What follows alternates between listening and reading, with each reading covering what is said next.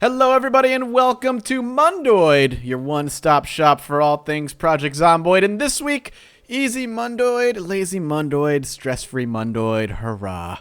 There's literally nothing here other than the update. So basically, it looks like build 28 is out, realizes that with an I will back up my save release. So if you are on the I will back up my save file branch, which is the beta branch that requires a password to get in, build 28 has gone live, and with that we have ourselves the list of changes. That is all that they did, was last slap down the list of changes. So I figured I'd go through the big changes that are going to be coming with the build 28 one by one, and if I have something to say about them, say something. If not, say nothing. So let's do it. So first and foremost, the weapon overhaul. This is the aiming and all that stuff before that has been spoken about in multiple different Mondoids. If you want details on it, you can just click on this and go over to it.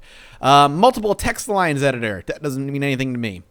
You can now write on a note and read them, more of a multiplayer thing, and you can lock them so they'll be editable only by you. So if you play a lot of multiplayer and you kind of like to do the whole roleplay thing, you can write notes and stuff. Maybe if you want to, like, if you have a group of people and you only want to say something to one person, so you could write a note and maybe hand it off to their friend, etc., etc.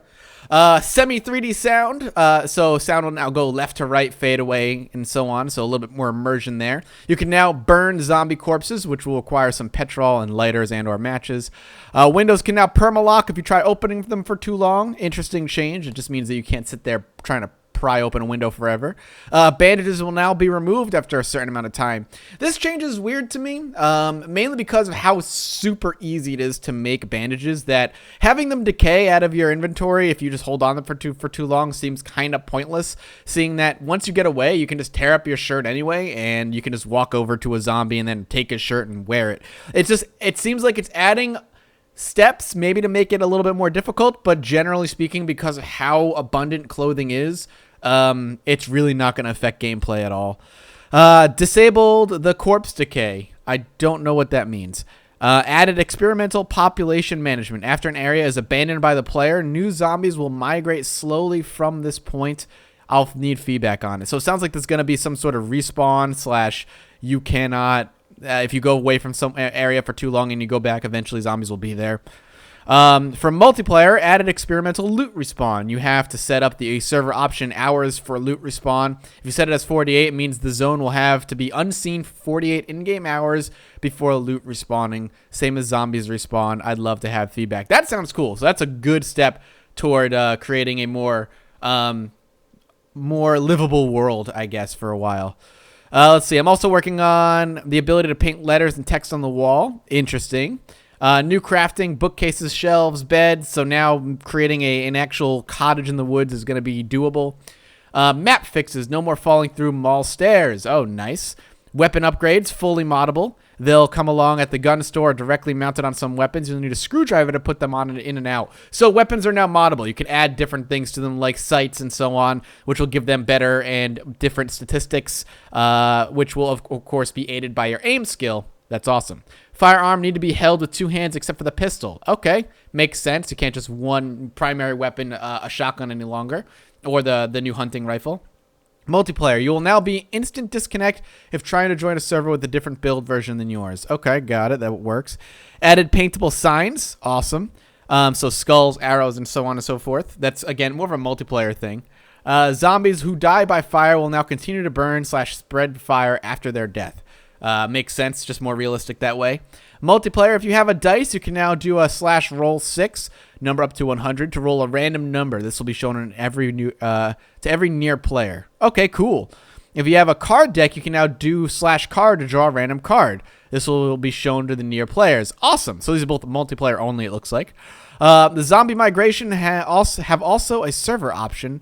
Hours for respawn. Okay, so you can kind of specialize how you want zombie respawn to work. Multiplayer chat is now locally logged. You can press up or down while in the chat entry to review your last entered messages. Then you can enter them again to modify them. Interesting. Some new items: thread, needle, tarp. So that could maybe do some. I could see maybe some like suturing in the future.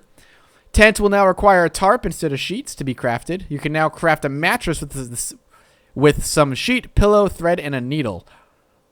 That's weird, but okay, cool. I accept it. That's cool. Another server option for loot respawn. I don't really know. You can now add type admin, so more multiplayer stuff. You can now add game meat, birds, rabbit, squirrel from trapping inside soup and stew. Okay, so some more cooking options. Loot respawn can't happen in a zone where the player have built or barricaded stuff to avoid spawning in or near houses. So basically, if you have a place where you've barricaded up, made a safe house, loot will not spawn in that house. So you can't just sit in there forever and, live off the food that spawns. This is for Seret Blood Rage, aka Combat Medic Badass. You can now make your own bread. Make a bread dough from flour, yeast, and salt, and a bit of water. Cook it. Become true French today. Clean the server console a bit, so just some optimization, presumably. Bug fixes, so fix some incorrect map zone, fix some incorrect loot distribution, fix, lots of fix, and some balancing stuff. Okay, cool. So, generally speaking, lots and lots of stuff that's going to affect gameplay. Some things that really will only affect multiplayer, and a couple things that I don't really see affecting gameplay whatsoever. But this is a lot of big changes. There's a lot of stuff coming to Build 28. And it just means we're one step closer to NPCs. I like it. I like it a lot. If you guys have comments on the changes, make sure you go drop a comment down below. If you're one of those once-a-weekers, I'll see you next week. If you're a regular, I will see you later today. And as always, I'll see all of you next time. Bye-bye.